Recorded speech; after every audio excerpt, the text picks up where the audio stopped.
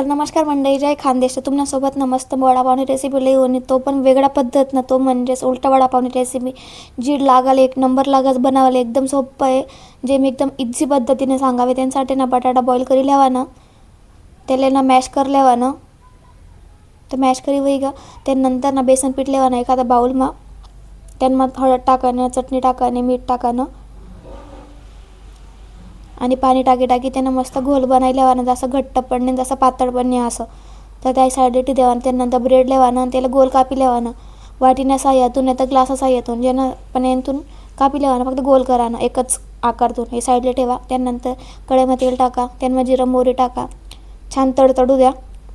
त्यांना मिरची अद्रक लसूण पेस्ट टाका, बटाटा टाके द्या, ते छान फ्राय होईना तवा. त्यांना हळद मिक्स करा, हिंग, मीठ, कोथिंबीर, कढीपत्ता आणि निंबून रस हे सगळं टाकीशन मिक्स करीशीन. याला गार होऊ द्या. त्यानंतर तेल गरम होईना ना, ते मग आपण थोडं बारीक पीठ टाकानं हात साह्यातून जसं मी टाकी राहून ते छान तळी लेवाना क्रिस्पी. त्यामुळे लसूण पण टाकत मी नाही, लसूण सोयल नव्हतात असंच टाके दिनात. आणि याला ते मिक्सर जारवर टाका. त्यांना मीठ आणि चटणी टाकीशीन, मस्त मसाला तयार होईल आपलावाला. तर आता पावली नवीन जो कापेला होता आपण त्यांवर हिरवी चटणी लावानी. हिरवी चटणी रेसिपी आपल्या चॅनलवर शे. वरतून मसाला जो तयार करा तो टाका. दुसरा पावले पण लायली ती हिरवी चटणी आणि त्याला चिपकाड देणं. आता वरतून बटाटा जी आपण चटणी बनायला ती लावानी, खालून वरतून दोघं साईडतून.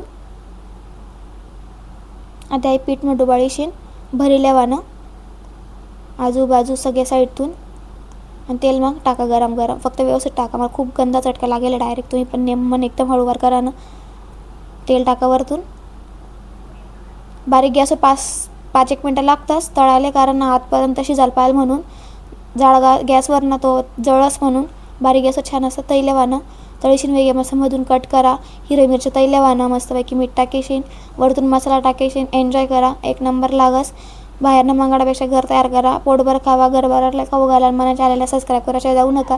मी तुमच्यासोबत असा इझी रेसिपी शेअर करत राहील. मला माहिती तुम्ही पण आळशी आहेत, मी बी आळशी आहेत, पण तोंड जीभ काही गुच्चू बसत नाही. नेमन खायची जीभली बी खुश करा. आपण पण खुश राहा. मला चॅनलला सबस्क्राईब करायला राहू नका.